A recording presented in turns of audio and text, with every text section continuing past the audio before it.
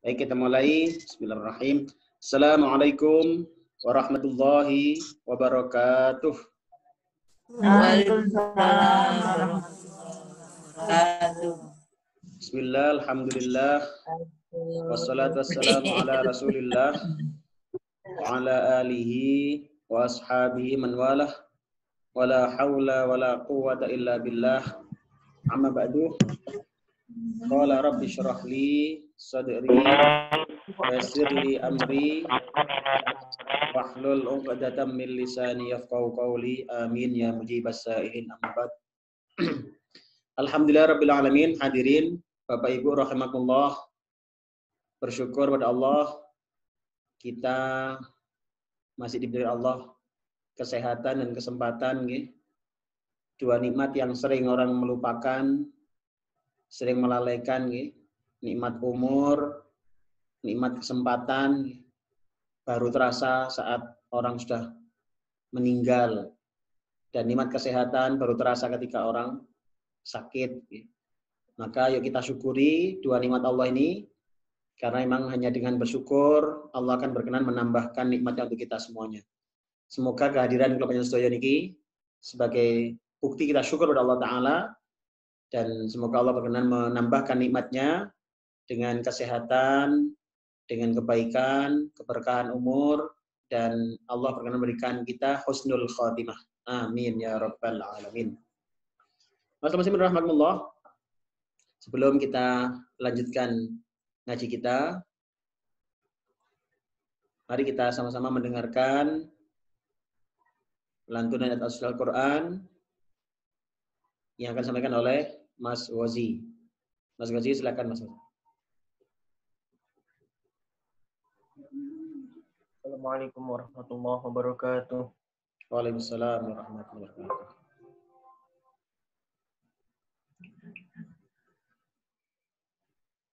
A'udzu billahi minasy syaithanir rajim.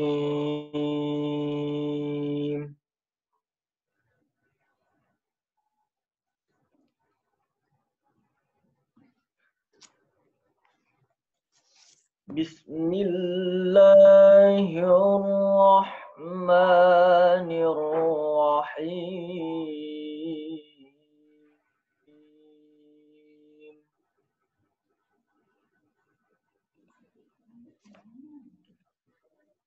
Wa in ta'adzana rabbukum la in syakartum la azidannakum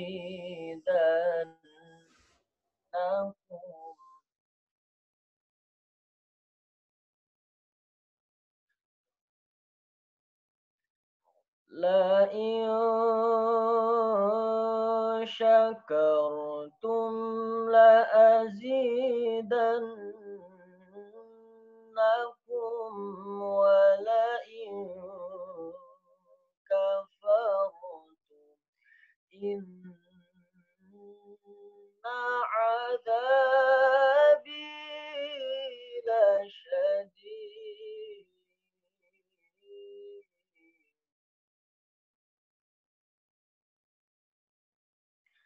Bismillahirrahmanirrahim.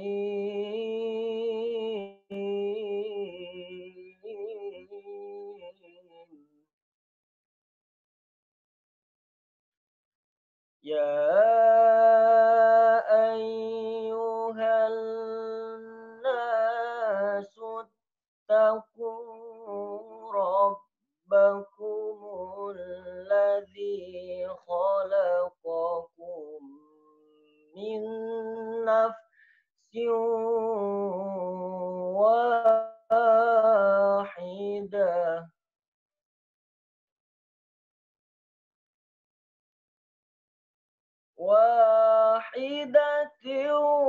wa khalaqa minha zawjaha wa batha minhuma rijalan katsiran wa nisaa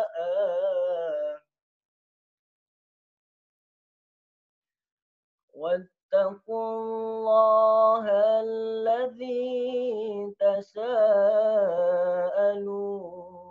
به والأرحام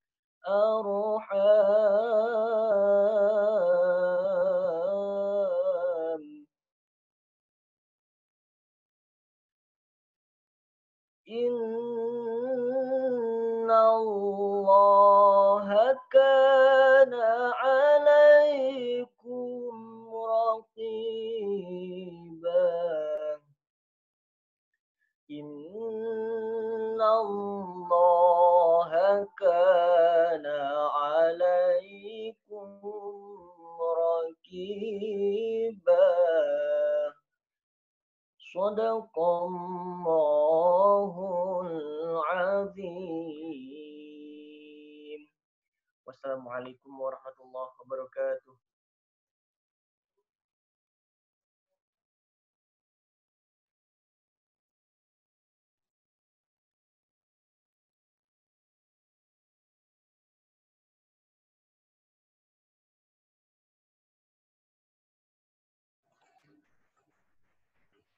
Waalaikumsalam warahmatullahi wabarakatuh.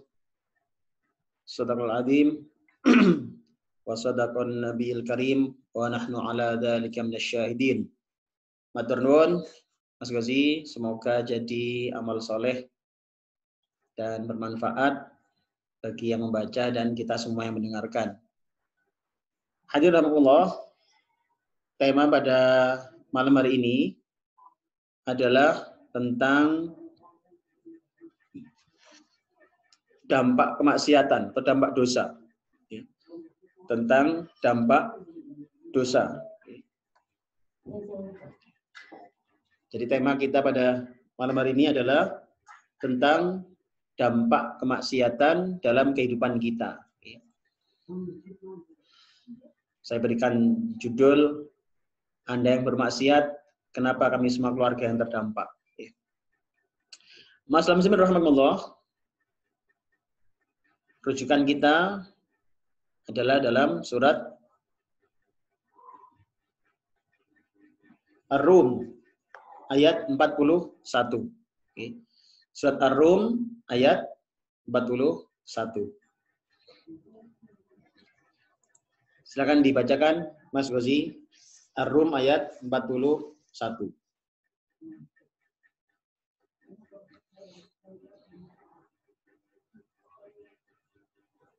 Silakan Bapak Ibu yang membawa kitab tafsirnya bisa dibuka surat Ar-Rum ayat 41.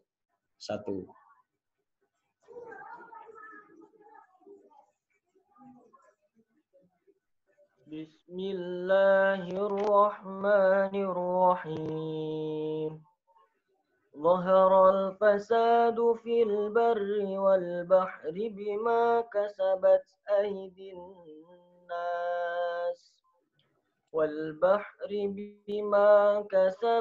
أيدي الناس ليذيقهم بعض الذي عملوا لعلهم يرجعون.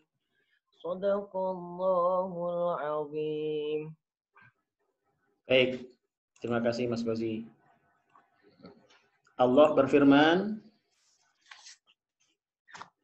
telah tampak kerusakan di darat dan di lautan disebabkan karena perbuatan tangan manusia.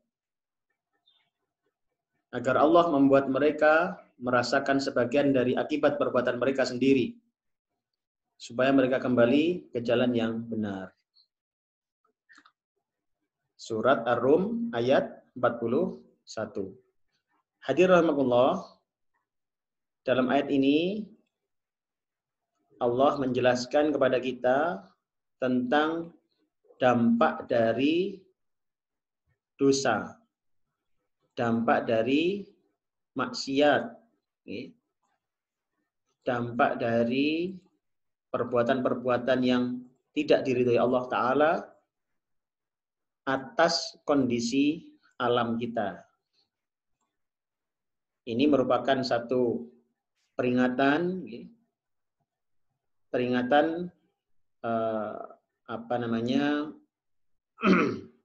kepada kita semua tentang dosa-dosa kita yang pasti akan berdampak dalam kehidupan kita.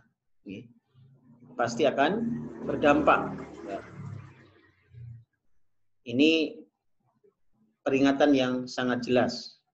Makanya tema kali ini adalah kita membahas ini tentang dampak kemaksiatan yang hakikatnya sangat berbahaya dalam kehidupan kita.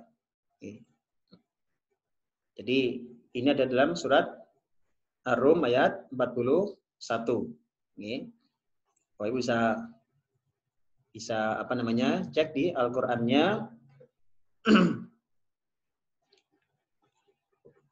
Nah, jadi telah tampak kerusakan di darat dan di laut disebabkan perbuatan tangan manusia. Jadi kerusakan di dasar di lautan dan di bumi niki, di daratan, di lautan, ini sebenarnya adalah karena tangan manusia. Jadi kula panjenengan perlu mengetahui Allah niku mboten nate ngelarani menungso. Mboten nate ngelarani menungso. Yang ada adalah manusia sendiri zalim pada dirinya sendiri. Enten kerusakan-kerusakan ini Allah nyebutkan adalah perbuatan tangan manusia. Allah menghendaki agar mereka merasakan sebagian dari akibat perbuatan mereka, agar mereka kembali ke jalan yang benar. Dan Allah memposisikan berbagai kejadian tenggene donya niki di daratan dan di lautan ini adalah agar manusia kita niku merasakan sebagian dari akibat perbuatan kita. Ben kroso ngoten. Yang dengan itu diharapkan manusia sadar akan kekurangannya, sadar akan kesalahannya, dan kemudian berusaha untuk memperbaiki dirinya sehingga dia kembali ke jalan yang benar. Jadi ini inti dari ayat ini. Allah menunjukkan pada kita dosa kalianlah yang menjadikan kerusakan, dan Allah mendatangkan menjadikan kerusakan itu menjadi musibah-musibah kepada manusia kersane menungso sadar.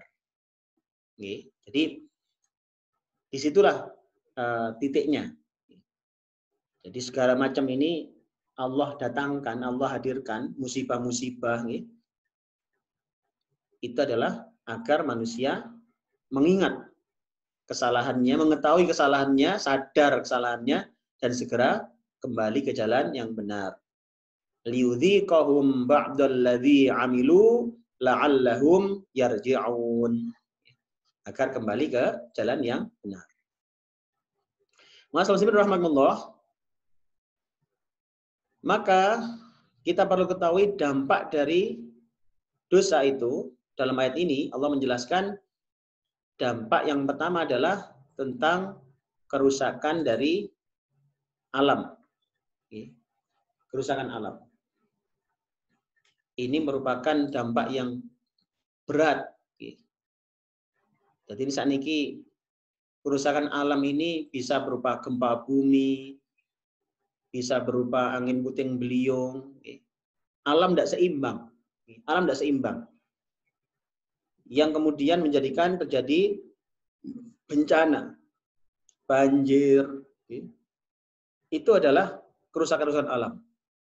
Sering gempa, sekarang ini sering gempa. Ini adalah bagian dari keseimbangan alam semesta. Dan Allah sudah menunjukkan ini semua adalah gara-gara amal perbuatan manusia. Makanya dalam kitabnya Ad-Da' wad-Dawa, Imam Ibnu Qayyim al-Jauziyah rahimahullah ta'ala, beliau menjelaskan salah satu dampak kemaksiatan adalah kerusakan alam. Jadi alam kita niki rusak, itu ayo kita cek berapa besar maksiat kita kepada Allah. Pun dikira tiang mboten salat terus mari ngoten mboten ngefek teng ini alam mungkin pun dikinten. Orang tidak sholat itu bisa berdampak efek tenggene alam ini. Hujan yang sekarang morat-marit waktu ini, gak waya udan, wayai napa? Ketiga isih udan, sebaliknya waya udan gak udan. Semakin susah diprediksi. Kenapa ini terjadi? Jangan nyalahkan Allah. Niki salah menungso dewi. Mungkin kakean maksiat benar. Dan kenyataan di lapangan hadirin yang pirsani di lapangan sudah sangat jelas, sangat banyak. Berbagai maksiat itu modelnya gak karu-karuan saat niki. Mulai dari yang ditutup-tutupi sampai yang terang-terangan. Bahkan orang bermaksiat itu malah dipamer-pamer nih saat niki. Terang-terangan dipamer-pamer nih, dimasukkan YouTube. Ini kan merupakan satu kemaksiatan yang luar biasa. Maka tidak kaget kalau kerusakan alam yang terjadi juga luar biasa. Karena memang kemaksiatannya luar biasa. Mulane nek kula jenengan sedaya niki kepingin alam niki tenang malih. Niku mboten terus alame niki dikai sesajen, mboten. Oh iki penunggune Laut Selatan ngamuk, mboten. Bukan di situ. Nah, bagaimana caranya? Niku wau. Liudhiqahum ba'dal ladzi ma 'amilu la'allahum yarji'un.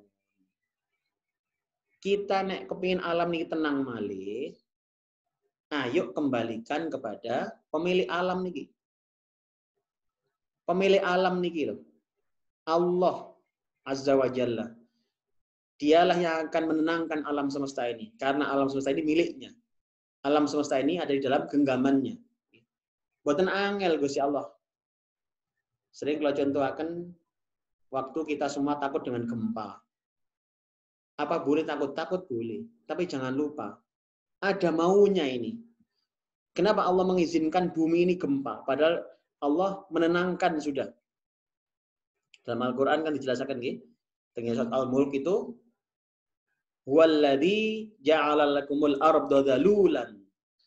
Dialah Allah yang telah menjadikan bumi itu dhalulan, ditundukkan, dijinakkan oleh Allah Taala.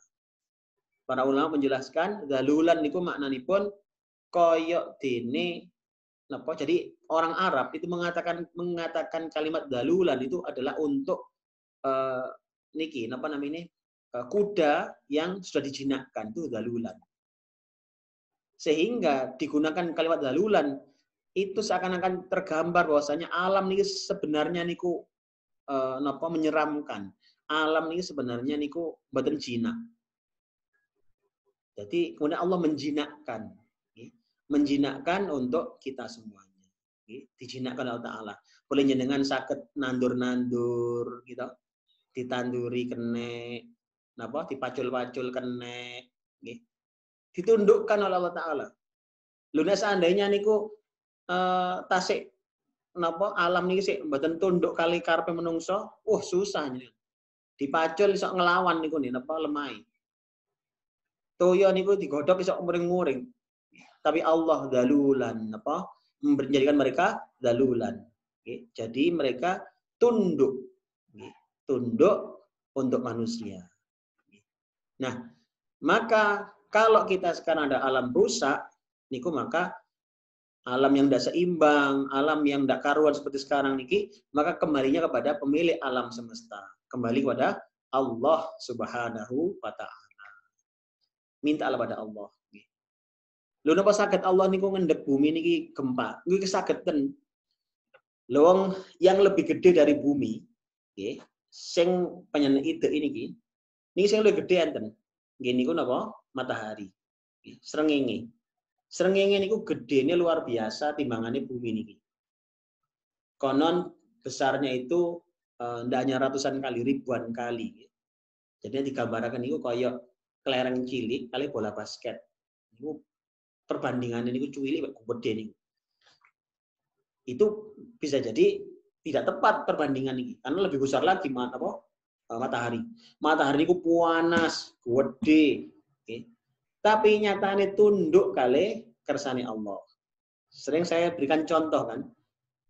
Seandainya matahari itu maunya sendiri, seandainya matahari itu berjalan dengan maunya sendiri, maka pasti blenger. Oke? Pasti napa? Blenger. Blenger lah mulai biyen kok ngetan ngulon gitu. Ya rasa-rasen mosok arang-arang napa? Ngulon ngidul apa ngidul ngalor gitu. Tapi ternyata boten. Ternyata tidak. Itu terjadi bahkan sejak manusia pertama Nabiullah Adam alaihissalam. Srengenge nggih niku sami. Nek jenengan tanggal sakniki matahari yang dulu dilihat oleh kakek kita, ya matahari yang sama itu. Yang dilihat oleh kakeknya lagi ya sama matahari itu. Yang dilihat oleh kakeknya lagi sama matahari yang sama itu. Bahkan yang dilihat oleh Nabiullah Adam alaihissalam, ya itu mataharinya. Loh kalau matahari mawon niku tunduk kali aturan Gusti Allah, maka tidak sulit bagi Allah menundukkan yang lebih kecil daripada matahari. Bumi ini jauh lebih kecil daripada matahari. Maka kalau kita ada gempa bumi, mboten minta nang ngene demit-demit suguh teng ngene ngisore wit klopo. Nggih, mantuk-mantuk nggawa napa? Dupa, astagfirullah. Minta kepada Allah yang menguasai alam semesta ini. Jagat semesta ini ada pemiliknya, Allah Azza wa Jalla. Maka kembali kepada Allah itu kuncinya. Liyudhiqahum ba'dal ladzi ma 'amilu la'allahum yarji'un. Allah sengaja menjadikan ini kerusakan alam semesta ini yang merupakan dampak dari kemaksiatan ini, itu Allah hadirkan kerusakan-kerusakan agar manusia sadar. Agar sadar tentang kesalahan-kesalahannya, tentang dosa-dosanya, dan kemudian mau kembali kepada Allah Ta'ala. Maka kalau sudah kembali kita kepada Allah Ta'ala, nggak usah khawatir. Allah mudah sekali akan menundukkan kembali. Mudah bagi Allah menundukkan kembali gunung yang meletus. Mudah bagi Allah menundukkan kembali iklim yang semakin panas ini. Mudah bagi Allah caranya untuk menundukkan. Bahkan corona yang sekarang kita alami ini, mudah bagi Allah Ta'ala untuk menundukkannya. Mudah sekali. Jadi kita kadang-kadang itu sibuk berurusan dengan makhluk, lupa dengan yang punya. Dengan Khalik. Al-Khalik yang punya ini, kita lupa berhubungan dengan beliau. Sering kalau contoh akan jenengan dikepung kali anjing. Anjing besar misalkan, anjing besar. Dari 4 penjuru, depan, belakang, kanan, kiri. Dikepung kali anjing. Ya nopo jenengan. Itu luar biasa. Loh, dadak mari ngoten dikepung anjing niku, gimana cara jenengan bisa lepas dari kepungan anjing? Oh, tambal Melayu mawon Ustadz. Damel Melayu bukan solusi. Kenapa? Jenengan balapan Melayu kali anjingi. Banter pundi? Jelas banter anjingi. Maka bagaimana mungkin jenengan bisa lari daripada anjing, kepungan anjing tadi kalau balapan Melayu mau banter anjing? Oh, dengan disilat. Wah, kita punya ilmu pencak silat. Mungkin bisa mukul yang depan, yang belakang. Mungkin kita bisa mukul yang samping satunya. Tetap diterkam. Maka cara yang paling gampang apa? Laporkan yang punya. Lapor yang punya. Maka jenengan dalam Islam ini tidak terlalu rumit sebenarnya. Karena semua ada pemiliknya kok. Corona ini ada yang punya. Allah. Minta sama Allah. Ya Allah, jauhkan makhlukmu yang namanya corona ini ya Allah dari kami sekeluarga, dari jamaah kami dan keluarganya ya Allah. Amin ya Rabbal alamin. Minta sama Allah. Jadi pun keliru. Enten gempa bumi, bele napa jenenge? Sapi dibuat tenggene segoro. Tambah ndak karu-karuan, tambah ndak karu-karuan. Sudah napa kena musibah, tambah kejegur kemaksiatan lebih dalam, yaitu namanya kesyirikan. Nauzubillah min dzalik. Makanya hati-hati. Jangan punya sakit. Ini kan alam, itu alam yang gede. Alam napa? Bangsane matahari, bumi, ini alam gede. Alam kecil diri kita nih. Jangan sakit-sakitan misalkan. Lho niki yang apa caranya? Waduh sing gak ada mawon. Yang punya badan ini kan Allah. Jenengan enten loro kena virus misalkan tenggene awak niku nggih mboten selalu virus corona, virus macam-macam lah. Niku saged kita wadul sing enggak ada. Wes sing enggak ada kok. Minta aja yang punya, minta Allah. Makanya kan prinsip ruqyah itu kan di situ, terapi Al-Qur'an itu. Kita ini ngajak bicara kumannya, tapi dengan bahasa Al-Qur'an. Kita ajak bicara jinnya, tapi dengan bahasa Al-Qur'an. Dinasehati dengan Al-Qur'an. Sudah sering, alhamdulillah atas izin Allah, sudah sering jin-jin itu dan sadar masuk Islam dia. Dia keluar dengan sendirinya. Dia masuk Islam. Dia taubat pada Allah Ta'ala. Ada yang waktu kami bacakan Al-Quran, nasihat tentang kematian, itu nangis, batin sini. Nangis. Kemudian dia nyampaikan, ajari saya Islam, ajari saya Islam. Setelah kita ajarkan agama Islam, kemudian kita sarankan dia keluar dengan sendirinya. Tidak ada intimidasi, enggak. Karena memang Islam harus dikenalkan dengan baik. Jadi ini contoh kecil. Jadi makanya kerusakan alam. Ini dampak kemaksiatan. Nah, yang kedua adalah setelah kerusakan alam, yakni dicabutnya keberkahan. Dicabutnya keberkahan. Alam sing ngerusak, itu akan beriringan juga dengan dicabutnya keberkahan ini. Ini dampak kemaksiatan yang luar biasa. Jadi barokai urip niku ical. Barokai urip niku ical malian.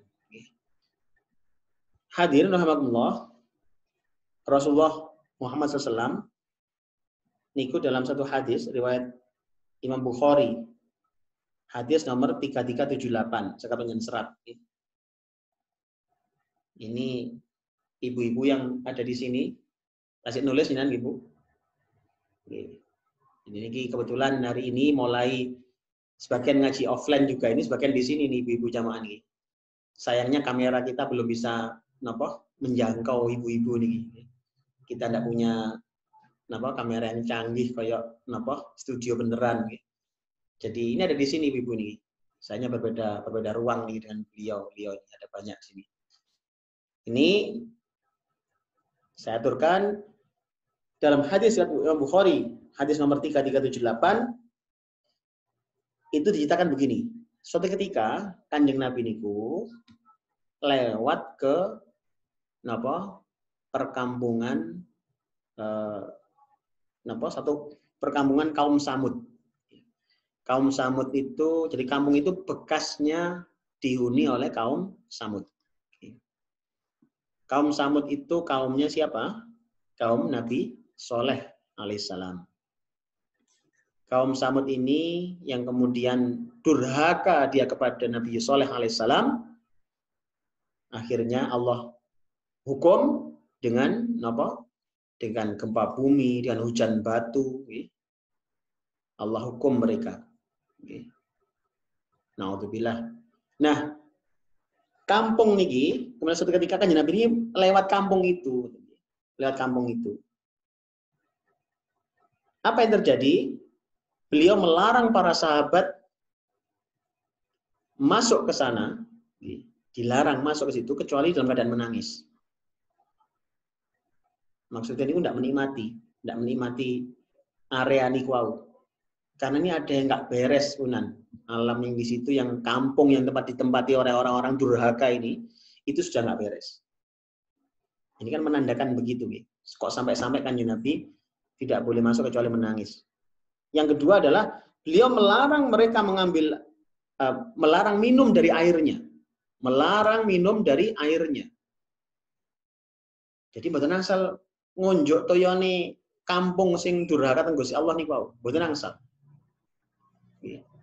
Jadi Rasulullah melarang para sahabat mengambil air dari perkampungan kaum Samud niku.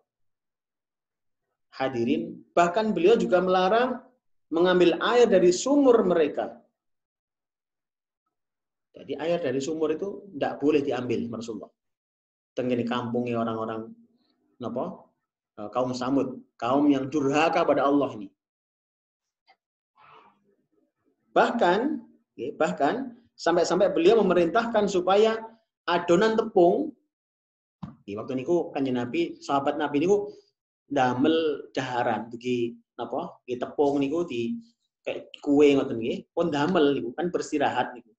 Damel mari ngoten terus pun kadung kecampuran toyone kampung napa kaum Samud niku wau. Kadung kecampuran napa toyone kaum Samud niku wau. Apa yang terjadi? Kanjeng Nabi melarang diteruskan makan. Tidak boleh, jangan dimakan. Jadi buatnya ini sudah, jangan, tidak boleh dikasihkan manusia. Diutus maringaken teng ngene unta. Jadi adonan tepung yang bakal kue yang mau dimakan manusia niki dilarang Kanjeng Nabi suruh ngasihkan kepada hewan. Karena apa? Karena kecampuran dari airnya kampung kaum Samud. Hadirin rahimakumullah, apa yang bisa kita ambil dari sini? Ini menunjukkan kepada kita bahayanya dicabutnya keberkahan. Kampung yang di sana ditempati oleh orang-orang yang dimurkai Allah, niku jadi penyakit. Akan jadi penyakit. Bahkan airnya itu bisa mendatangkan penyakit. Di dalam satu literatur namanya The Power of Water, Prof. Masaru Emoto dari Jepang itu pernah meneliti, hadirin. Beliau pernah meneliti, Prof. Masaru Emoto ini pernah meneliti tentang respon air terhadap lingkungan sekitarnya. Jadi air itu ada yang di uji coba sama beliau, air itu dikata-katai baik sama dikata-katai jelek itu diteliti. Sing diomong-omongi apik niku wau nggih, dipuji-puji dengan kata-kata baik nggih. Sing setunggal niku toyone teng gelas nonton, teng gelas, padha nang gelase, sing situ niku diomongi api-api dengan kata-kata baik, setunggal mboten, setunggal dicaci maki. Dipisui ngono sak niki. Itu diteliti ternyata. Ternyata saat diteliti ini beda responnya. Jadi beliau meneliti dari susunan kepala gedung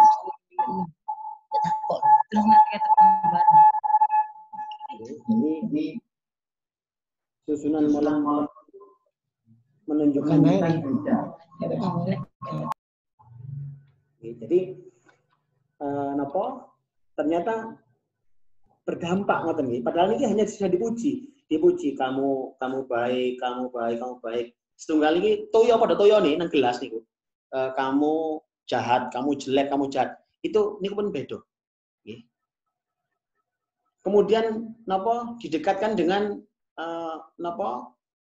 tontonan yang jelek dengan tontonan yang baik, itu juga responnya beda air niku. Beda air itu. Hadirin, beliau bahkan menyimpulkan air terbaik adalah Zam-Zam. Jadi terbaik karena salah satu keunggulannya itu dicampur dengan berbagai macam itu masih bertahan dengan kebaikannya. Jadi ini kemudian berubah blas. Sehingga kalau orang sakit diparingi Zam-Zam itu penyakitnya larut dengan Zam-Zamnya itu. Wallahu a'lam. Nah, dari sisi ini apa bisa kita ambil? Ini keberkahan, hadirin. Mulai nek panjenengan beli makanan, beli apa itu sebisa mungkin hindarkan beli makanan di perkampungan yang enggak diridhoi Allah. Kampung-kampung nggone maksiat, nggih. Warung-warung tempat cangkruk orang sing meninggalkan sholat, hindari beli makanan di sana. sebisa mungkin jangan beli makanan apa atau minuman di tempat-tempat seperti itu. Kenapa? Ini barokah pun dicabut kalau Gusti Allah. Jadi penyakit. Jadi mulane pun gampang-gampang nih. Makanya kalau jenengan beli makanan, beli apa itu pastikan yang jualan ini adalah orang yang sekurang-kurangnya secara zahir itu tidak melawan perintah Allah. Tidak melawan larangan Allah. Nutup aurat orangnya itu minimal, itu kan ketokane pun sesuai dengan aturan Gusti Allah. Kita mungkin tidak tahu dia sholat apa tidak sholat, gitu. Tapi paling tidak niku secara zahir dia tidak bermasalah. Kenapa? Karena sentuhan tangannya kepada makanan-makanan kita itu bisa berdampak. Ini setidaknya hasil penelitian dari Prof. Masaru Emoto yang dari Jepang nih. Konon kabarnya beliau kemudian masuk Islam. Gitu. Setelah mengetahui begitu luar biasanya. Dan ini sesuai dengan daun-daun di Al-Quran tadi. Wallahu a'lam. Hadirin rahmatullah, ini merupakan pelajaran untuk kita semuanya. Mila nih kalau panjenengan sedaya kepingin keluarga sing sae itu, ayo ini dipakai pengertian ayat ini. Jangan sembarangan kita. Beli makanan jangan sembarangan, beli minuman jangan sembarangan.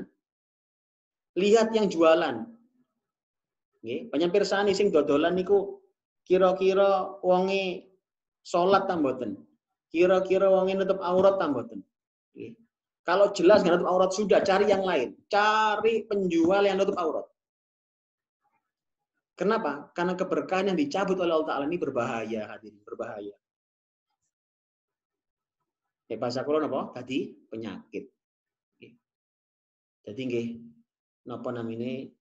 Ayo niki jadi perhatian kita. Bayangkan sampai Kanjeng Nabi adonan roti yang sudah siap itu disuruh ngasihkan ke unta, tidak boleh dimakan. Kenapa? Karena sudah kadung tercampur dengan air dari kampungnya kaum Samud, kaum yang durhaka yang telah dilaknat oleh Allah Ta'ala karena dia melawan nabinya, Nabi Soleh alaihissalam. Jadi makanya hati-hati hadirin. Rumah kita juga begitu. Kalau kemudian kita punya teman, pastikan yang datang ke rumah jenengan itu orang yang baik-baik mawon. Kalau yang datang itu orang ahli maksiat, gak usah masuk rumah kalau perlu. Kenapa? Itu mengurangi keberkahan rumah jenengan. Loh ya napa carane? Napa masuk dilarang melebet ngoten niku? Ya, itu tergantung cara kita. Kenapa? Dieman grione niki, dieman. Ini ahli maksiat nggak usah. Kecuali dia ahli maksiat yang mau tobat, nah siji mali urusan. Tapi kalau dia masih menikmati kemaksiatannya, ojo dikonco, ojo dibolo, ben nggak cedek-cedek panjenengan gitu. Kalau terancam dihilangkan keberkahan, ya Allah, naudzubillah. Naudzubillah. Jangan makan dari makanannya, jangan minum dari minumannya. Keberkahannya itu dicabut. Jadi makanya kita ini harus hati-hati, selektif lah, makan, minum selektif. Yang ngasih ini siapa? Orangnya kira-kira niki ahli maksiat napa noten. Kalau ahli maksiat sudah mungkin bukan panjenengan yang makan. Kasihkan yang lebih memerlukan saja. Jenengan hati-hati ki ambak, selektif lah dengan makan minum kita karena keberkahan dicabut. Tenggene kitab Arba'ur Risalah, Arba'ur Rasail tentang sholat itu, ini kitab ini sudah terkenal di banyak pesantren ya, digunakan di pesantren itu kitab yang membahas tentang ibadah sholat dan seluk-beluknya dari dasar Al-Quran dan hadis. Itu ada salah satu hadisnya Rasulullah SAW itu menyebutkan dampak dari orang yang nggak sholat. Orang yang nggak sholat itu rumahnya itu hilang berkahnya. Jadi tolong nek panjenengan enten kenapa kok sakit-sakitan misalkan enten masalah penyencek, mungkin makanannya kurang berkah, mungkin juga rumah kita ditinggali oleh orang-orang yang nggak sholat. Itu hilang berkah, malian. Ini sudah jelas sekali. Jelas sekali. Makanya, ayo ajak terus saudara-saudara kita ini sholat. Yang mereka yang enggan sholat, diajak, ayo sholat. Kenapa? Karena dia ini mengundang musibah. Mengundang musibah. Tinggal di rumah hilang berkah. Dia keteng kampung, niku kampungnya boleh penyakit tok. Jelas sekali sudah ayatnya. Dari Nabi sangat jelas sekali. Makanya kita doakan, kita tidak sedang mengolok-olok mereka yang tidak sholat, karena kita juga sama, kita manusia biasa. Belum tentu juga sholat kita diterima oleh Allah Ta'ala. Kita namun berusaha mawon, berikhtiar, menyesuaikan dengan dawuh-dawuh Kanjeng Nabi, mugi-mugi sholatnya kebanyakan sholat diterima kali Gusti Allah. Amin ya Rabbal Alamin. Tapi tetap kita doakan, saudara kita yang belum sholat itu doakan. Semoga Allah memberikan hidayah pada mereka. Semoga Allah membuka mata hatinya sehingga dia ngerti hidup ini adalah akan dipertanggungjawabkan di hadapan Allah Subhanahu wa taala. Urip iki mboten digawe enak-enakan, Derek. Ndak terus digawe enak-enakan, kemudian digawe sak penake. Sing jare arek-arek niku lho nggih. Napa? Kecil dimanja. Napa niku? Remaja hura-hura. Dewasa kaya raya, mati mau surga. Lah kok enak nggih. Mboten enten ngoten niku. Enten sinetron ngoten niku. Mboten enten. Hidup ini semua punya ada ujian, ada apa. Kenapa? Karena Allah ingin melihat siapa yang layak mendapatkan surganya Allah Ta'ala. Ayo kita perhatikan masing-masing rumah kita. Dan ini juga bisa jadi taman ilmu. Misalkan ada orang sakit-sakitan, mungkin makanannya kurang halal, atau ada anak angel diatur, mau dicek, aja niku napa makanan yang masuk ke badannya itu makanan yang tidak begitu halal. Malah kita banyak istighfar, dengan anak-anak kita niki angel dituturi malah mendelik-mendelik. Mari kita cek, mungkin napa makanan kita yang dia makan ini ada yang belum atau kurang halal. Baik, mungkin itu sebagai pengantar penjelasan kita. Kalau sampun janji ke jamaah yang di Sarjo juga, insya Allah jam 9 kita akhiri. Nanti setelah jam 9 kalau ada diskusi lain itu bisa. Tapi mbah-mbah yang sekarang ini aktif ikut, sebenarnya sudah nopo. Kalau sarankan untuk tidak ikut datang, kita begini mbah ini kata nih. Sebenarnya saya sarankan untuk tidak ikut, tapi dengan semangat muda, tidak mau kalah berkiprah dengan yang muda. Makanya ya sudah, mereka yang penting protokol kesehatan tetap dijalankan.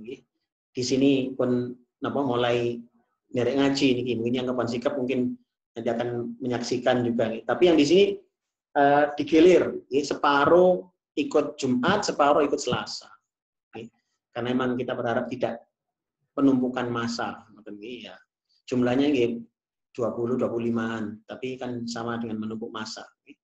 Kalau total ngelompok itu sangat bisa 50-60 orang di sini. Ibu ini dipecah kali. Baik, ini sebagai pengantar. Jadi sekali lagi kita hati-hati karena efek dari dosa atau kemaksiatan itu ternyata kemana-mana. Makanya ayo hati-hati, terutama kalau di hadis ini adalah air-airnya. Air-airnya ini berbahaya sekali. Makanya ayo diperhatikan diri kita niki, jangan sampai makanan, minuman kita mengkonsumsi barang yang haram atau tadi mengandung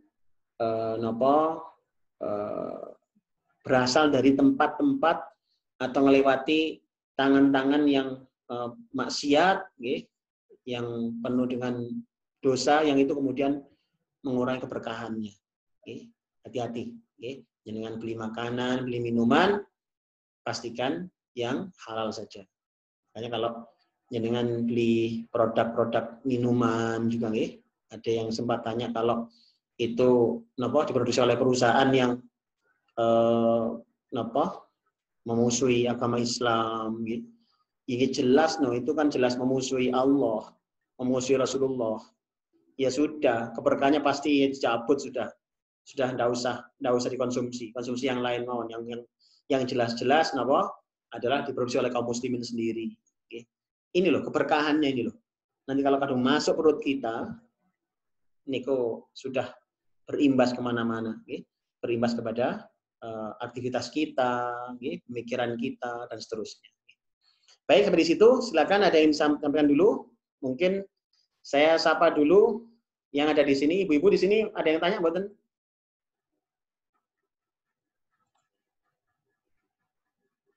Ibu-ibu yang ada di napa? Markas Kenanten nih. Enten sing tanglet, Bu? Enten tanglet. Monggo. Mungkin pertanyaan ditulis mawon. Yang tolong ditulis mawon. Pertanyaan ditulis saja, nanti saya bacakan sini nggih. Baik, silakan ditulis mawon, nanti saya bacakan. Sementara ini hari ini masih hari pertama offline. Napa notone sih belum kena. Mungkin insyaallah kita tata bisa interaksi lebih dekat. Dan tulis mawon. Engko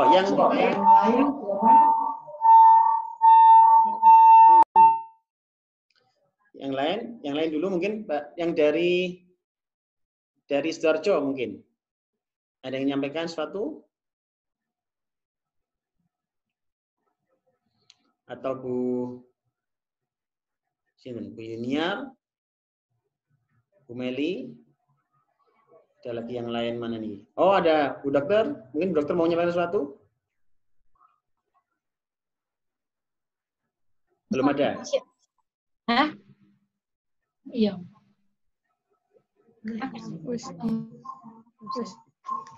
Yang mau saya tanyakan Ustadz. Nggih, monggo. Nggih. Ini tadi kan bicara tentang dampak kemaksiatan ya. Nggih.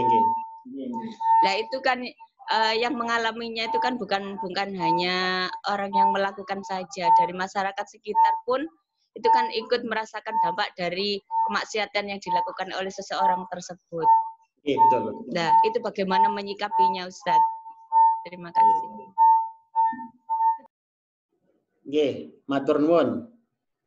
Sebentar saya respon dulu, nanti yang lain bisa menyusul gantian. Nggih. Baik, matur nuwun. Betul sekali tadi, dampak kemaksiatan itu yang merasakan tidak hanya yang melakukan maksiat. Jelas tadi ayatnya tadi, surat Ar-Rum 41 yang kemudian juga dalam prakteknya baginda Rasulullah SAW tadi itu melarang mengambil air dari perkampungan kaum Samud. Ini menunjukkan memang dampak itu tidak hanya bagi yang melakukan maksiat, tapi bagi orang-orang sekelilingnya. Bahkan air-air di sumur-sumurnya itu terdampak juga. Efeknya sampai ke situ. Makanya hati-hati dengan kampung-kampung yang orang-orang diisi dengan orang-orang yang melawan hukum Allah, bermaksiat terang-terangan, mending jangan tidak di situ. Kalau itu terjadi di kampung kita, bagaimana caranya? Naudzubillah, kita berharap kepada Allah mungkin kampung kita niki jadi kampung yang baik, kampung yang penuh dengan kebaikan dan mengundang rahmatnya Allah Taala. Makanya bagaimana caranya? Kita harus proaktif, proaktif untuk membenahi masyarakat. Dalam satu hadis Nabi dawuh ngeten, menggambarkan kita ini ibarat di kapal. Kita ibarat di kapal. Di kapal itu ada yang dek atas, ada dek bawah. Enten sing teng inggil, enten sing teng isor. Nah, suatu ketika yang di dek bawah itu ingin mengambil air. Dalam hadisnya begitu. Ingin mengambil air, kemudian dia berpikir, karena tengah andap niku ngambil air kan munggah dhisik ngambil air, karena dia dek bawah. Kalau di kapal itu teren munggah dhisik. Nah, itu kemudian merasa wes kangelan nek munggah dhisik. Timbangane munggah-munggah mending ditotoli kapal ini ditotoli dibolongi. Maunya dia bisa ngambil air lebih mudah.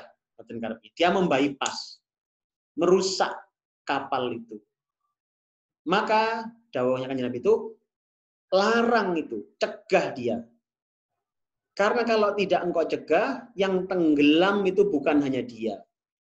Kita semua akan tenggelam. Nek kapal itu dibolongi, ambek sing dek nisor, yang dek atas juga akan tenggelam. Yang tenggelam tidak hanya dek bawah, semua akan tenggelam. Hadirin, permisalan ini mari kita fahami bahwasannya dalam satu kampung, satu masyarakat, kita ini saling terhubung. Saling terhubung. Maka jangan sampai kita membiarkan ada saudara kita yang bergelimang dosa, mereka yang bermaksiat, jangan dibiarkan, cegah. Kenapa? Karena kalau sampai nanti kemudian Allah mendatangkan bencana, yang kena tidak hanya dia, kita semua kena. Makanya hati-hati. Terus kita ikhtiar. Kita ikhtiar bagaimana kita mengingatkan saudara kita ajak ngaji, yang belum ngaji kita ajak ngaji terus gitu. Jadi kenapa dia nggak ikut ngaji? Kita kaji, oh ternyata karena nggak punya pekerjaan, kita berikan pekerjaan. Kita berikan solusi kehidupannya. Harapannya dia bisa ikut ngaji dan mendengarkan kebaikan-kebaikan dan mudah-mudahan dia jadi baik. Seperti itulah gambarannya. Jadi yang kita lakukan adalah terus berusaha memperbaiki lingkungan kita. Jadi jangan dibiarkan kita urip dewe-dewe ae, jangan. Karena nanti kalau dia bermaksiat, kalau dia beramal-amal yang tidak disukai oleh Allah, itu menjadi sumber masalah. Allah mendatangkan azab yang kena tidak hanya dia, kita juga kena. Na'udzubillah min dzalik. Baik, jadi seperti itu yang hati-hati.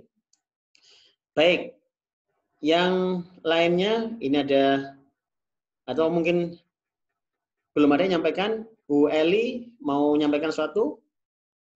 Dihidupkan mic-nya, Badan. Ini ada pertanyaan, saya bacakan dulu.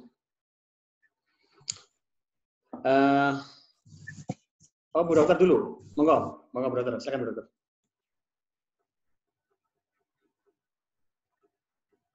Betul. Oh, baik, saya bacakan dulu ya. Mohon dipahamkan kepada saya. Menurut saya, pada kondisi tertentu sangat sulit menilai makanan yang kita beli dari orang yang bagaimana. Utamanya saat kita di perjalanan. Yang tidak dijamin, tidak ada yang jamin barangkali ya, bahwa penjual yang berhijab itu murni sangat baik. Semoga Allah mengampuni dosa saya dan pertanyaan ini. Jadi apalagi sampai menilai asal kampung penjual tersebut. Baik. Matur nuwun. Nanti boleh Ibu sekalian, Bapak sekalian yang mau bertanya, boleh tuliskan di chatnya juga boleh. Itu ada fasilitas chat. Monggo dituliskan di situ, akan saya bacakan insya Allah nanti. Baik, hadirin, di perjalanan misalkan kita, bagaimana kita menilai yang jualan ini kayak apa? Hadirin, disinilah pentingnya kita berhati-hati. Kalau panjenengan sering berjalanan di perjalanan, sering kemana-kemana, maka saran saya membawa bekal itu lebih baik. Bawa bekal itu lebih baik. Misalkan minimal minum sendiri di rumah. Kenapa? Karena belum tentu nanti jangan ketemu yang baik di tengah jalan itu. Bawa aja sendiri. Belum tentu ketemu penjual yang baik. Jangan sampai kita membeli makanan dari orang-orang yang ahli maksiat, atau bahkan jangan-jangan dia penentang Islam, menentang Allah, menentang Rasulullah. Nah ini jelas mendatangkan penyakit karena dicabut keberkahan dari makanan tersebut. Jadi makanya saran saya lebih baik panjenengan bawa bekal. Nah kalau kemudian terpaksa harus beli, cari yang memang secara zahir kita kan mengamati secara dohir. Misalkan ada dua penjualnya, yang satu niki berhijab, satu nggak berhijab, maka yang berhijab mawon diutamakan. Yang satu kelihatannya orangnya resian, katanya kawinnya wudhu, yang satu katanya berungsung, ya sudah, yang baik saja. Kenapa? Karena ada faktor keberkahan yang di makanan itu yang perlu kita masukkan dalam diri kita. Kalau itu sudah hilang keberkahannya, yang ada adalah penyakitnya saja. Na'udzubillah. Tsumma na'udzubillah. Jadi saran saya, kalau kita seperti itu bisa optimalkan dengan cara membawa bekal sendiri. Allah alam. Pertanyaan berikutnya nih. Assalamualaikum Ustaz, mohon maaf. Berarti kita berwisata ke tempat-tempat tertentu yang berhubungan dengan agama lain juga tidak diperbolehkan, seperti ke candi, ke kelenteng, dan lain-lain. Matur nuwun. Ya, memang kalau itu tempat-tempat yang kesyirikan, simbol-simbol kesyirikan, jangan ke sana. Jangan ke sana. Itu tempat-tempat yang menentang Allah. Beda dengan kalau penelitian, ada kepentingan penelitian. Tapi kalau kepentingannya hanya untuk sesuatu yang mubah, sesuatu yang tidak ada kepentingan, itu mending boten usah. Saran saya mending dihindari. Karena apa? Karena efeknya ini lebih banyak efek buruknya daripada kebaikannya. Jadi makanya kecuali kita ada peneliti tentang batu-batuan zaman prasejarah, kita datang ke kampungnya kaum Samud, ke kaumnya Nabi Nuh, itu beda urusan. Ada kepentingan. Tetapi kalau tidak ada kepentingan, hanya sekedar jalan-jalan, hindari saja tempat-tempat yang banyak maksiat itu. Loh nek dalane namung niku tok, ndak ada jalan lain ya sudah. Tapi kita segera jangan lama-lama di situ. Jangan malah tengok-tengok di area-area tempat-tempat simbol-simbol kesyirikan tadi. Jangankan kita tinggal di tempat-tempat seperti itu, niki mawon rumah kita ada simbol kesyirikan saja, itu malaikat nggak masuk kok. Malaikat nggak akan masuk rumah kita. Makanya hati-hati. Jadi kenapa itu simbol syirik itu kan sesuatu yang nggak diampuni Allah. Kita masih ingat pelajaran yang dulu, syirik itu adalah dosa yang tidak diampuni oleh Allah Ta'ala. Maka simbol kesyirikan itu harus dihindari. Karena simbol penentangan pada Allah itu simbol pembangkangan, penentangan pada Allah Azza wa Jalla. Maka ya jangan disimpan di rumah kita. Seperti itu. Wallahu a'lam. Kita doakan saudara kita yang belum dapat hidayah, semoga Allah berikan hidayah kepada mereka semua. Ada pertanyaan lain? Ini. Terus kalau misal orang masih bisa kerja, berdiri, naik sepeda, tapi sholat sambil duduk, boleh napa mboten? Orang masih bisa bekerja, bisa duduk, bisa berdiri, naik sepeda, tapi sholatnya sambil duduk, boleh. Itu boleh kalau sholat sunnah. Kalau sholat wajib jangan. Usahakan berdiri. Jadi kalau dalam pembahasannya dalam kitab fikih sunnah itu kalau sholat sunnah jangan boleh dengan model apapun boleh. Yang sholat sunnah, tahajud misalkan, tahajud dengan sekali lenggaman betul apa? Tapi pahalanya separuh, berkurang pahalanya. Tapi kalau jenengan sholat wajib tidak boleh jenengan sambil duduk kalau masih kuat berdiri. Wallahu a'lam. Walaupun memang ada juga para ulama yang melarang duduk walaupun sholat sunnah. Wallahu a'lam. Tapi kalau kemudian untuk pembahasan di fikih sunnah itu dibolehkan untuk yang sholat sunnah. Pertanyaan lain. Maaf Ustadz, saya sering juga kegiatan dinas yang bermalam, otomatis konsumsi dari pihak hotel dan sulit untuk menilainya. Apa membaca basmalah tidak bisa meringankan hal tersebut? Oke. Jadi kalau makanan kita ini memang kita harus selektif, kan? Harus selektif. Kalau makanan kita itu ada dari ada di tempat-tempat yang nggak jelas, mending kita hindari. Nah, kalau kita sudah yakin itu halal, tidak apa-apa. Karena makanan kan didatangkan dari luar, bukan di tempat itu. bukan dari sumber tempat itu, tapi dari luar. Misalkan jenengan bermalam di hotel karena ada kegiatan di luar kota, kemudian terus makanannya didatangkan dari luar, betul apa dikonsumsi tidak apa-apa. Asal yakin itu kehalalannya. Yang nggak boleh kan tadi itu bersumber di area itu, kampung itu, yang memang kampung itu adalah kampung yang terindikasi dimurkai Allah. Kaum yang dimurkai Allah itu kan kafir jelas, munafik, itu kan.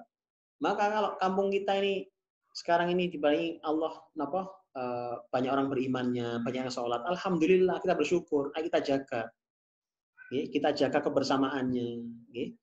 Jadi jangan sampai ada hanya beda masalah sedikit jadi pecah, jangan. Karena Allah tidak suka itu. Perpecahan itu Allah tidak suka.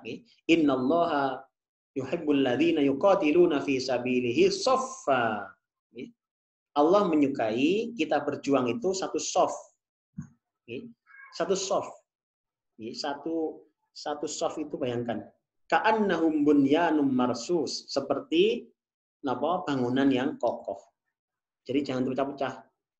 Saya sering pesankan yang kunut itu bagaimana Ustadz? Yang kunut itu benar karena kunut Rasulullah juga pernah kunut. Yang nggak kunut benar juga karena Rasulullah juga pernah tidak kunut. Subuh itu loh, nek kunut bener sing nggak kunut bener sing salah sing dan sing salah sing buatan sholat subuh. Jadi kita proporsional lah menghadapi perbedaan. Kenapa ini keutuhan ini lebih utama? Allah menyukai kita satu soft. Hanya beda sedikit kita kadang-kadang sudah berpecah belah. Tidak nyopo tonggone, ya Allah. Kenapa? Apa yang salah dengan kita? Allah dan Rasulnya tidak suka kita nih berpecah belah. Nah, jadi balik tadi. Kita ini kalau itu makanan dari luar itu tidak ada masalah, Allah alam.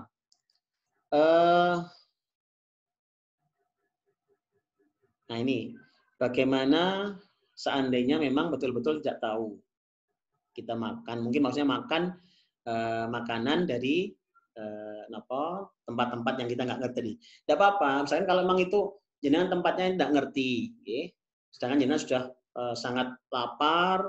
Tidak bisa, kalau tidak segera dipenuhi bisa sakit, kambuh mahnya atau sedang drop tensinya, segera harus diberikan minuman manis segala macam. Ya tidak ada masalah, karena kan kepentingan jenengan lebih berat, lebih darurat. Tapi kalau masih bisa milih maka perhatikan yang jual seperti apa, ini sumber dari mana, maka pastikan. Misalkan ini air minum kemasan, ini kan jelas mana ini yang miliknya kaum muslimin. Itu ya sudah kita memilah-milih di situ. Berharap agar Allah memberikan keberkahan pada kita. Baik. Baik, ada lagi pertanyaan yang lain? Ini ada yang menyampaikan tidak dengar sama sekali di tempatnya. Masa enggak? Apa mungkin jaringannya jenengan yang kurang bagus barangkali nggih? Yang lain dengar semua toh? Nggih? Dengar semua? Ya, yang lain dengar semua. Baik. Ada lagi yang bertanyakan? Bapak Ibu sekalian yang ingin disampaikan? Monggo. Bu Meli mau tanya? Monggo. Mungkin dihidupkan dulu napa? Mic-nya di unmute dulu. Assalamualaikum warahmatullahi wabarakatuh.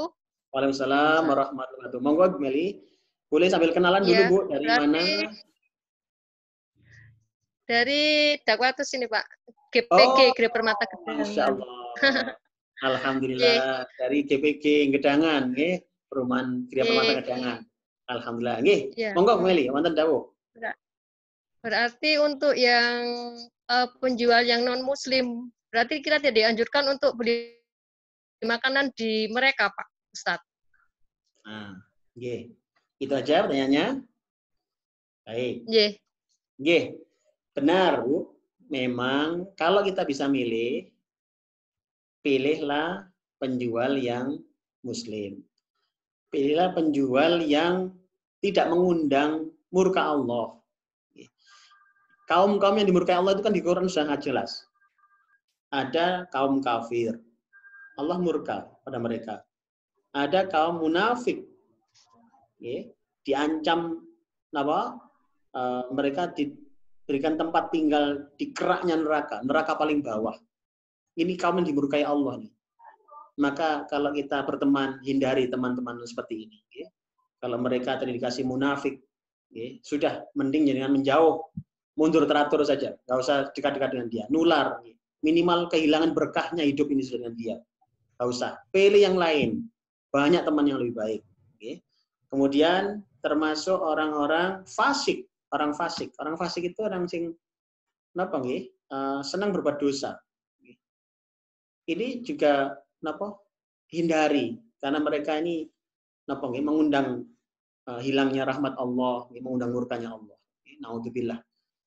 Kita sendiri jangan sampai terperosok begitu. Nah gitu nggih. Jadi makanya betul tadi kalau kita napa beli makanan, saatnya masih bisa milih Bu, pilih yang penjual yang jelas napa agamanya, jelas perilakunya, karena dampaknya itu akan ke kita. Dampaknya kita. Ya tadi sampai Rasulullah melarang memakan adonan yang tercampur airnya kaum Samud tadi di hadis tadi itu. Itu sampai seperti itu. Bukan karena efeknya yang luar biasa. Jelas ya, Meli? Iya, Pak. Alhamdulillah. Nggih. Mungkin bisa ini yang ibu-ibu Da'watus Sholihah yang lain belum pernah kelihatan ini Bu Meli. Mungkin masih masih sama sibuk nih. Nggih menawi Ustaz. Oke, alhamdulillah. Salam untuk sampun di-share teng niku kok teng grup. Oh, nggih. Makanya salam untuk ibu yang lain. Mungkin mereka belum familiar dengan aplikasi Zoom barangkali ya. Jadi dereng saged buka barangkali. Enggak apa-apa. Nanti kita ada opsi lain. Jadi ngaji-ngaji kita ini kita rekam, kita masukkan di YouTube, jadi nanti bisa dilihat di YouTube. Makanya bisa dengan subscribe mawon teng YouTube juga. Selain bisa mengikuti ngaji misalkan terus pas ketinggalan itu bisa tampil di YouTube. Selain juga ada materi-materi lain, di YouTube channel An-Nur TV itu nanti ada banyak materi yang lain yang bisa panjenengan bisa manfaatkan. Jadi ada tema-tema tentang terapi Al-Quran dan lain-lainnya itu yang saya masukkan di situ juga. Mungkin itu anggaplah menjadi arsip kita bersama, yang bisa suatu saat bisa dibuka lagi, dengarkan ngaji lagi begitu. Oke. Baik, salam untuk ibu di sana. Oke, matur nuwun. Baik, yang berikutnya monggo Bu sinten iki. Ini yang ada yang ngangkat ini kayaknya. Sinten iki? Bu Eli mboten mboten sios dawuh. Halo, Rahmat. Oh, Mas Rahmat. Alhamdulillah. Mas Rahmat, monggo Mas Rahmat. Ampun kalau lewat. Oh, sampun nggih. Iya. Nggih, monggo Mas Rahmat. Chat. Nggih. Monggo Mas Rahmat. Ada yang sampaikan Mas Rahmat? Oh, nggih. Assalamualaikum. Gus badhe tanggap masalah logo dari MUI. Kan kebanyakan makanan kan banyak yang bersertifikat halal. Nggih. Sedangkan kan kita tidak tahu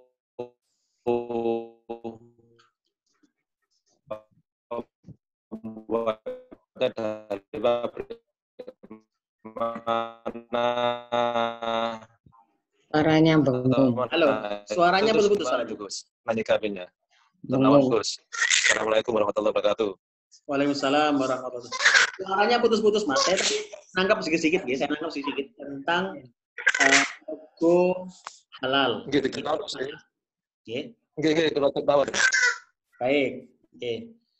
Ini logo jelas kalau sudah ada logo halal MUI yang benar-benar ada itu pengakuan bahwasanya memang di dalamnya itu unsurnya tidak ada yang haram, tidak ada unsur haram dalam makanan itu. Nah, yang kita bahas tadi itu keberkahannya beda. Memang harus halal, tapi jangan lupa thayyib. Kita kan halalan thayyiba. Halal dan thayyib. Air tadi yang Rasulullah tunjukkan airnya kaum Samud tadi, secara zatnya air itu tidak haram. Air kok. Tapi kenapa Rasulullah menyuruh menghindari itu? Makanan adonan yang sudah kena airnya nih kalau disuruh ngasihkan ke unta nih kok. Karena keberkahannya yang sudah dicabut. Jadi zatnya halal. Maka kalau sekarang ada label halal, kita sudah sangat terbantu itu. Terbantu berarti memang secara zatnya tidak ada yang bermasalah. Nah, tinggal kemudian thayyibnya niki. Thayyibnya niki. Keberkahan itu akan muncul di situ ketika memang ada tadi terhindar dari hal-hal yang dimurkai Allah. Dalam hal ini adalah konteksnya ayat tadi berhubungan dengan lokasi di mana keberadaan makanan itu berada. Itu ternyata mempengaruhi keberkahan makanan itu. Wallahu a'lam. Karena yang kita makan kan tidak hanya fisik. Yang kita harapkan kan hanya fisiknya. Kita ngunjuk niku kan tidak hanya kepingin hilang dahaga mawon, boten kepingin hilang lai mawon, boten. Tapi bagaimana air itu beri manfaat, menghilangkan penyakit kita, meluruhkan sampah-sampah diri kita. Tidak hanya sampah fisik, kita berharap yang non fisik juga akan larut di dalamnya. Karena misalkan ada gangguan jin itu kan juga ada di dalam darah. Rasulullah menyebutkan mereka ini jadi majrad dam. Mereka ini ada di dalam darah. Maka kita berharap dengan minum itu, air yang kita minum itu berkah. Kan kita kalau doakan Allahumma barik lana fima razaqtana wa qina adzabannar. Kita berharap keberkahan dari air itu. Kalau air itu berkah, itu beda. Dia akan meluruhkan tidak hanya penyakit-penyakit fisik, penyakit non fisik kan diluruhkan juga. Kalau dalam pembahasan kitab Al-Adhkar pernah saya buka di beberapa kesempatan yang lalu, itu ada hadis Nabi, beliau menyatakan ketika seorang itu ini garis besarnya nih, ketika seorang itu makan mboten zikir, lupa zikir, maka yang tinggal hanya keburukan makanan itu. Dengan dahar lali bismillah, ngunjuk lali bismillah, itu yang tinggal itu adalah keburukannya, keberkahannya hilang. Itu baru bismillah nih. Jadi makanya banyak hal yang memang kita harus ketahui, sehingga kita berhati-hati. Makanya jangan sampai lupa. Tadi ada pertanyaan, kalau misalkan kita makanan di tempat-tempat umum, kemudian itu kita bismillah aja, apakah sudah itu bisa membantu? Ya, sudah membantu. Minimal membantu sudah. Tapi kalau masih bisa milih, pilih tempat-tempat yang jelas pemiliknya. Warung, depot itu jelas milik seorang muslim, orangnya sholat. Wah, itu insya Allah lebih berkah. Wallahu a'lam. Belum lagi kalau kita lacak sampai kepada pemanfaatan dia. Kalau jenengan berbisnis dengan orang muslim, seandainya jenengan berikan keuntungan pada dia, maka jenengan dapat pahala double. Kenapa? Karena keuntungan yang diberikan pada dia itu dimanfaatkan baik untuk dia. Jenengan beli bisnis beras, misalkan beras yang beli itu ke pengusaha muslim. Bayangkan ada laba misalkan 1 kilo itu Rp500 misalkan. Rp500 terus diambil oleh si pedagang ini. Sehingga dia mendapatkan keuntungan Rp500 per kilo misalkan. Apa yang terjadi? Keuntungan itu akan digunakan yang baik sama dia. Akan digunakan nyangoni putrane ngaji, digunakan nabung untuk umroh. Kan baik-baik tok niki. Maka jenengan tidak akan rugi. Jenengan memberikan keuntungan pada dia. Yang luwih sekalian misalkan, yang beli sajane regane 10.000, jenengan paringi punjul 11.000 sudah untuk ibu atau bapak pedagangnya itu. Itu jenengan tidak rugi dan double yang dapat pahala. Apalagi yang itu digunakan untuk kebaikan-kebaikan. Jadi pahala jariah bisa jadinya. Tapi sebaliknya, berbisnis dengan orang-orang yang munafik, orang-orang fasik, orang-orang kafir, keuntungannya dibuat apa coba? Kalau mereka beruntung, bisnis mereka punya keuntungan, dibuat apa coba? Dibuat ngaji, jelas boten. pasti kemana? Bisa ditebak kan? Maka ayo hati-hati. Berteman, berbisnis, apalagi jual beli makanan, hanya dengan orang-orang yang jelas. Karena itu akan masuk dalam diri kita dan mempengaruhi keberkahan hidup kita. Wallahu a'lam. Baik, cukup. Terakhir ada yang ingin sampaikan lagi? Tidak ada lagi? Baik. Kalau tidak ada, kita simpulkan ngaji pada.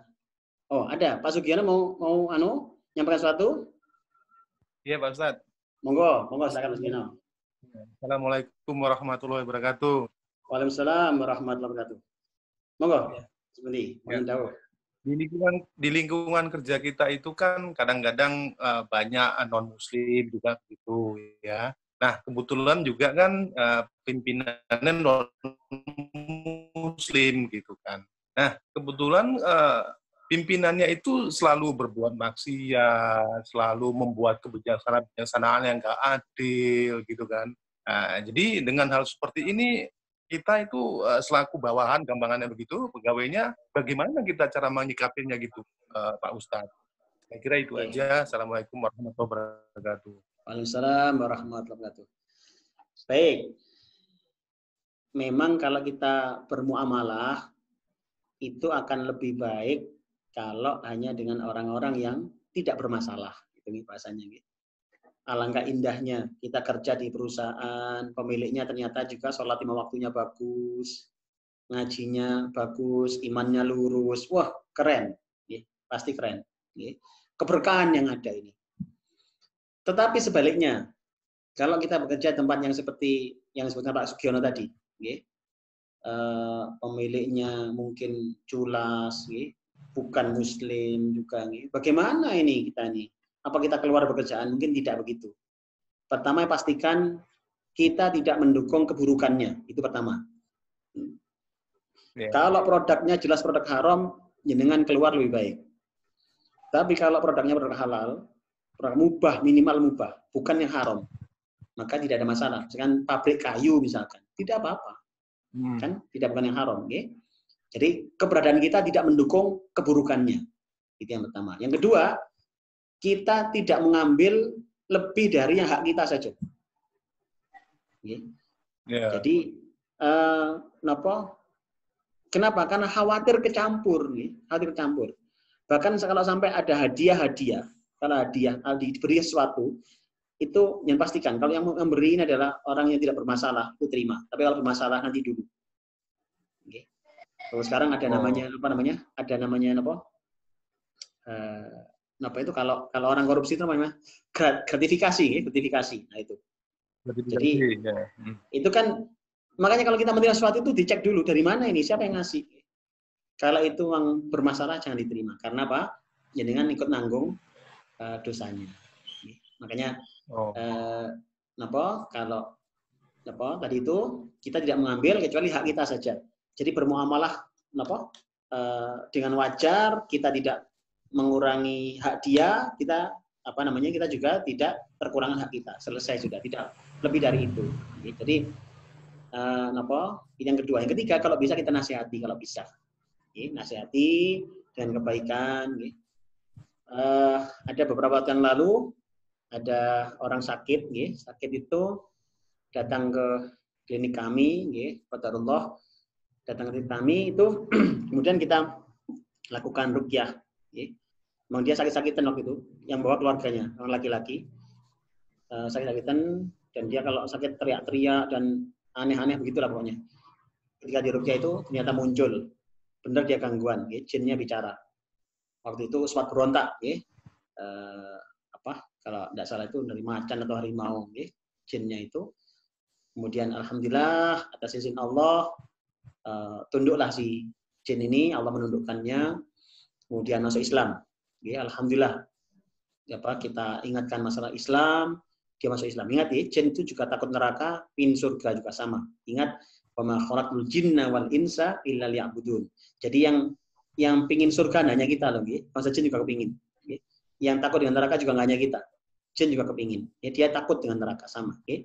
Ketika didakwai itu nyambung, alhamdulillah Allah memberikan hidayah masuk Islam. Nah, waktu itu kemudian terus saya tanya, kamu ada di mana? Dia bilang ada di pojokan perusahaan itu. Jadi ini satu perusahaan, di tempat kerjanya si Mas yang sakit ini, di pojokan situ katanya. Nah, si Mas ini ternyata jadi selama ini ditugasi oleh pimpinan perusahaan itu untuk nyugui si jin itu dengan sajen-sajen itu. Jadi si Mas ini begitu ternyata yang sakit ini. Kemudian atas kehendak Allah, izin Allah tadi itu, kemudian yang jinnya masuk Islam, alhamdulillah kita nasihati. Saya tanya, banyak saudaramu di sana? Banyak. Mereka sudah Islam? Belum. Sampaikan Islam pada mereka. Iya, dia janjikan menyampaikan Islam. Tapi memang ada yang mungkin akan susah dia sampaikan. Ya sudah, yang bisa aja Islam, aja Islam. Alhamdulillah hadirin, 2 pekan setelahnya datang lagi si Mas ini dengan keluarganya. Alhamdulillah sudah jauh berkurang penyakitnya. Dan yang cukup mengembirakan adalah beliau menyampaikan ternyata pemilik perusahaan itu masuk Islam. La haula wala quwata illa billah. Alhamdulillah. Jadi yang selama ini nyembah si jin itu, si pimpinan perusahaan ini yang non muslim ini selama ini nyembah jin itu, ketika jinnya masuk Islam juga. Dan kemudian ada aturan dari perusahaan itu, kalau adzan itu semua dihentikan aktivitas sholat jamaah. La haula wala quwata illa billah. Allah yang maha membolak-balikkan hati, mudah sekali. Jadi ternyata ya begitulah. Sekali lagi, kalau kita memahami tadi perusahaan kita, kalau bisa kita nasihati Pak Giono. Nasihati, semoga Allah membuka hatinya. Kalau begitu. Jadi 3 tadi kuncinya, ya, kita tidak mendukung kerusakannya. Yang kedua, kita ngambil hanya hak kita saja, tidak lebih dari itu. Yang ketiga adalah kita kalau bisa menasihati dia dan doakan semoga Allah mengubah pendiriannya, membalikkan hatinya sehingga dia condong kepada agama Allah ini, insya Allah. Baik, hadirin Allah, mungkin cukup kajian kita pada malam hari ini. Kita simpulkan, apa yang kita bahas hari ini. Kita bahas tentang dampak kemaksiatan atau dosa kepada alam ini. Tadi kita sempat membahas pada Al-Quran surat Ar-Rum ayat 41, ya, bahwasannya dampaknya yang pertama adalah kerusakan alam. Allah memberikan dampak kerusakan alam ini akibat maksiat kita. Munculnya virus-virus yang aneh-aneh ini juga adalah gara-gara merupakan ketidakseimbangan alam atau fenomena alam yang tidak bisa dikendalikan gitu ya. Itu juga bagian dari dampak dari maksiat kita. Jadi, maka ayo kembali pada Allah, perbanyak kita taubat kepada Allah Ta'ala. Semoga dengan itu Allah berkenan menundukkan kembali di alam ini. Mudah bagi Allah. Penguasa matahari, Allah yang menguasai alam semesta ini, mudah bagi Allah menguasai bumi dan isinya. Mudah menguasai hati-hati kita. Mudah menguasai anak-anak kita. Mudah menguasai virus corona ini. Allah lah yang memilikinya. Minta pada Allah, mari mendekat pada Allah dengan sebaik-baiknya.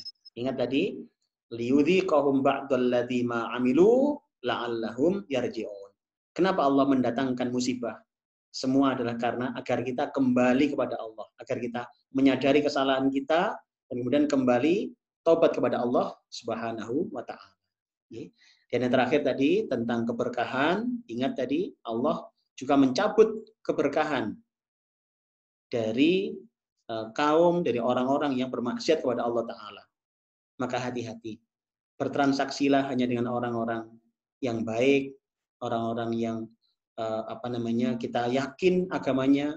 Kenapa? Dari situ keberkahan akan muncul.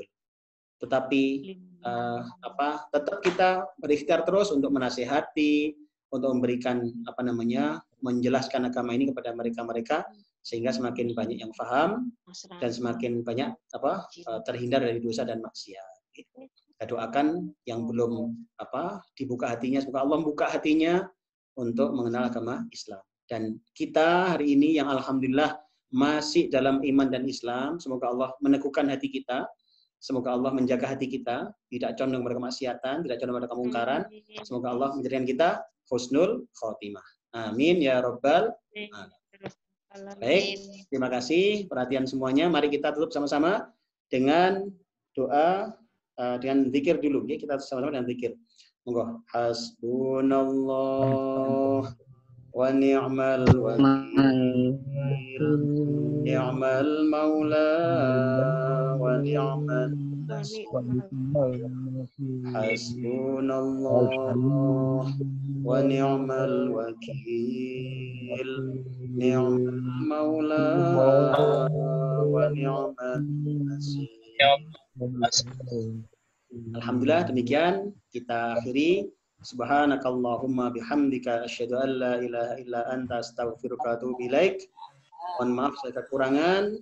Sekali lagi karena memang kita berharap semua bisa tidak terlalu malam, maka kami akhiri jam 9 ini, dan mohon maaf, insya Allah tetap kita masih lanjutkan, harinya sama, Selasa dan Jumat. Kita ketemu lagi di hari Selasa depan, insya Allah dengan tema-tema yang lain, mudah-mudahan bermanfaat untuk kita.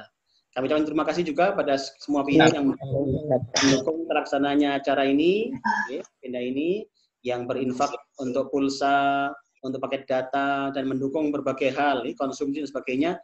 Kami mengucapkan jazakumullah khairan jazak. Semoga jadi amal panjenengan semuanya yang tercatat di Allah Ta'ala, menjadi amal jariah kita juga. Kita akhiri.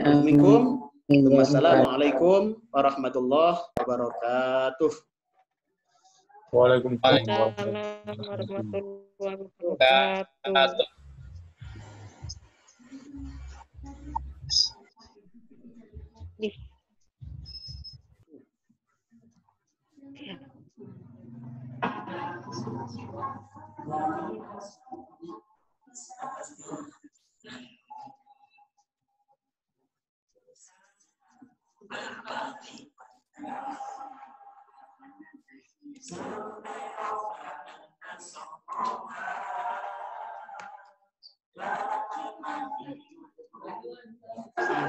Waalaikumsalam. Waalaikumsalam.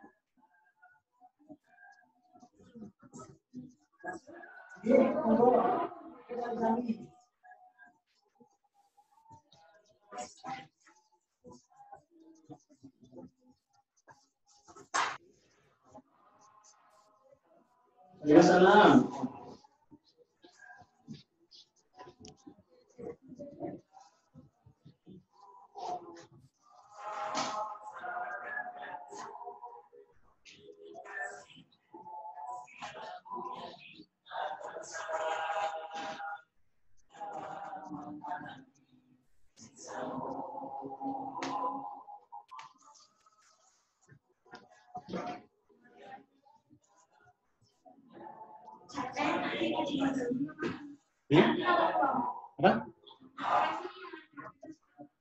Iya, gua nang kono ae, sik dikai sorot iki. Iya.